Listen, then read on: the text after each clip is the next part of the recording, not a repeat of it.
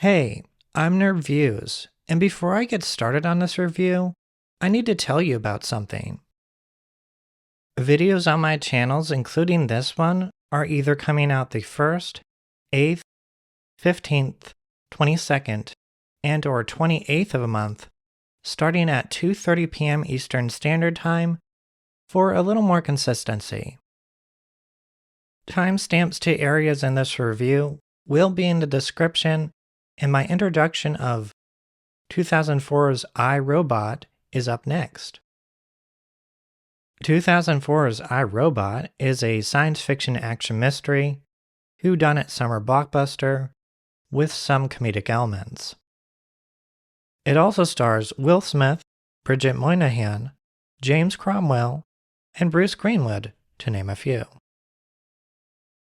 After James Cromwell's landing hologram summons Will Smith's Del Spooner, it's up to that homicide detective to figure out why he was alerted by the doctor to solve the case. I'm also not going to discuss whether and how this relates to Isaac Asimov's I, Robot stories. From what I have read, this relates more to something written by Agatha Christie than Asimov. I'm not going to discuss how this movie relates to Christie's or Asimov's stories. I'm just sharing if and what I enjoyed or didn't enjoy about this movie. I also didn't graduate from film school with a degree in movie reviewing, but I'll cover this film in my own ability.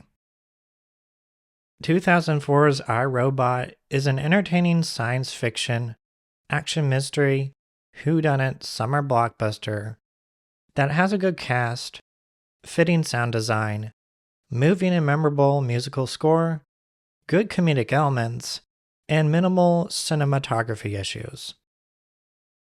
This movie is an entertaining ride, but there was some talk of the 3 laws of robotics at the beginning of the movie that I found confusing and didn't care much for. Thankfully, that wasn't dwelled on for too long. The cast of this movie was alright, and I had no notable issues with them. The movie had a lot of good comedic elements to it, mainly coming from Spooner and how he interacted with others. One notable example is when he was pitching the commercial to Robertson and was like, USR, shitting on the little guy. That would be the fade out. The comedic elements weren't the main part of the movie, and Spooner did fade in and out of them throughout the film. This movie had standout scenes and moments, not only with the action, but with that crawling up the building and them remarking that they doubt they have 6 minutes. My memory isn't the best when it came to watching this movie in the theater back then, but when it came to the ending reveal, I was still a bit shocked about it. But I was young and really didn't understand the implications of the antagonist's explanation. The reveal was still a bit shocking after reviewing this, but it is a whole different experience of them figuring out the antagonist and what the antagonist revealed that they were going to do, along with the other information I've seen covering humanity, AI, and robotics nowadays. I wrote notes based on sound design and musical score based on my experience with this movie through some open-backed headphones. Through the headphones, the sound design in this movie was very fitting. There weren't any laser weapons, but gunshots sounded futuristic. Machines bopped, crunched, and split against each other in fitting ways.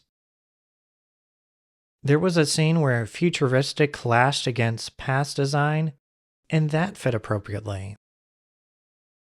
And vehicles had a comparable low hum to them, similar to the hum from current electronic vehicles. The musical score was memorable, swelling, and changed with the movie's tone.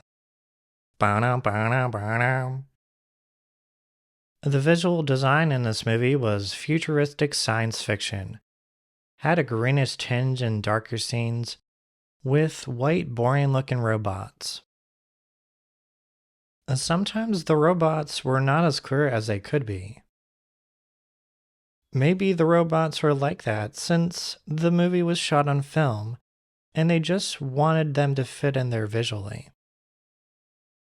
There was not a lot of noticeable cinematography issues, but I did notice one shot that seemed out of focus on accident. A nitpick of mine is that this movie didn't have much of a dramatic weight to it, especially after a tragic car crash story reveal. But then it wouldn't fit into its genre as well. I still do wish it could have lingered on that reveal for just a bit, so it could add a little more to that character.